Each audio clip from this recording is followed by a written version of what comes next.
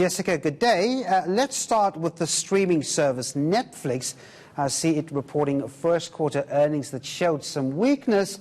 But apart from that, there's still very much optimism with Netflix. Why is that?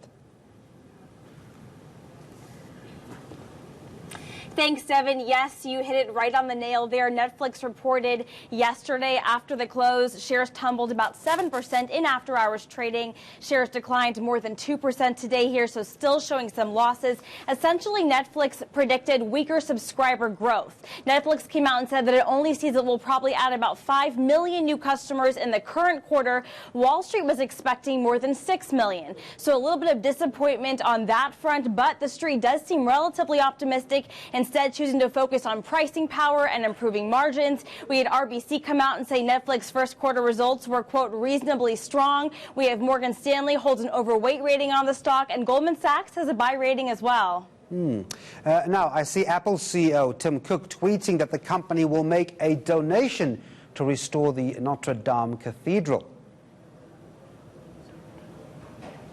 Yes, that is exactly right. We did see that tweet from Tim Cook saying that Apple will be contributing to the rebuild effort of the Notre Dame Cathedral in Paris after that devastating fire. And in fact, we've seen many statements and messages from those around the globe all pledging to contribute to this rebuild operation, including Kering CEO Francois-Henri Pinault. He was also a notable figure who says he's going to contribute to the efforts there. We have President Emmanuel Macron come out and say it'll take about 5 years to rebuild this cathedral. But right now, more than 800 million euros has been pledged. And then just looking at the stock movers today, Jessica, I see healthcare stocks taking a bit of a tumble today.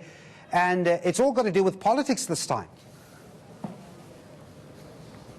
Yes, it absolutely does, Devin. We are seeing steep declines from those healthcare providers amid concerns over a shift in potential policy. We have United Health Group, which is essentially seen as a bellwether for the insurance sector, enter into a debate over a program called Medicaid for All. Essentially, this program would allow for the expansion of government-administered healthcare coverage to most of the population. So it's a bit controversial right now. United Health CEO has come out and said that the proposal would cause a wholesale disruption to the American healthcare system. We're seeing shares of hospitals and insurers lose a combined $28 billion in market value yesterday. Losses continue today, and we're really focusing on companies like United Health, Cigna, Anthem, all down more than 5% today.